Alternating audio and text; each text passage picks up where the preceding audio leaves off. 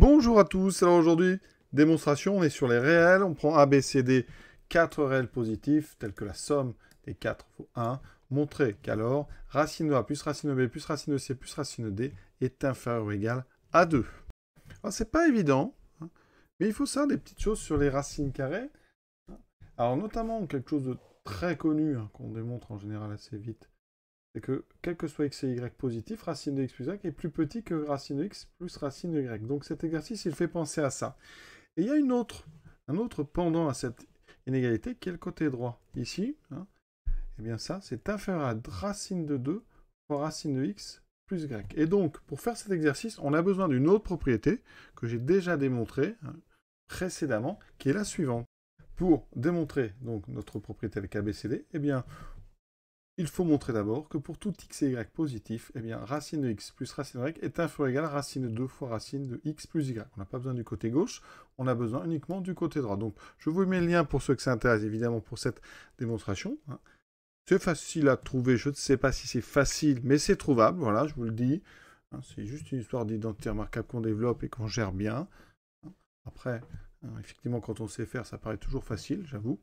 Mais ici, donc, on va admettre cette propriété, et vous allez voir qu'après, on en déduit rapidement celle avec ABCD. On va l'appliquer, hein, cette relation, avec A et B. Donc, on pose x égale petit a, y égale petit b, ils sont bien supérieurs ou égaux à 0, il n'y a pas de problème, donc ça veut dire que racine de petit a plus racine de petit b est inférieur ou égal à racine de 2, ici, racine de a plus b. On fait de même avec x égale c, et y égale d, qui sont aussi supérieurs ou égaux à 0. Donc racine de c plus racine de d est inférieur ou égal à racine de 2 fois racine de c plus d. On ajoute les deux. On obtient donc à gauche racine de a plus racine de b plus racine de c plus racine de inférieur ou égal à cette somme-là, donc que je factorise tout de suite par racine de 2. Ça me fera racine de a plus b plus racine de c plus d. Et je vais réappliquer une nouvelle fois la propriété que j'ai mis en jaune.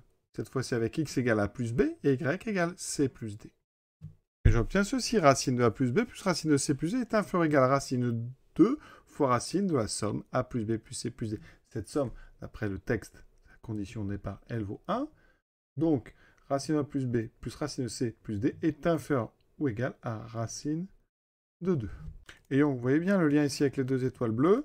On a donc racine de a plus racine de b plus racine de c plus racine de d, qui est donc inférieur ou égal à racine de 2, fois, ici donc, eh bien, racine de 2, puisque je majore ici hein, cette parenthèse par racine de 2. Donc on a ceci, et racine de fois racine de 2, eh bien, ça fait 2. Conclusion, on a bien, quel que soit donc a, b, c et d, la somme des racines carrées, qui est inférieure ou égale à 2.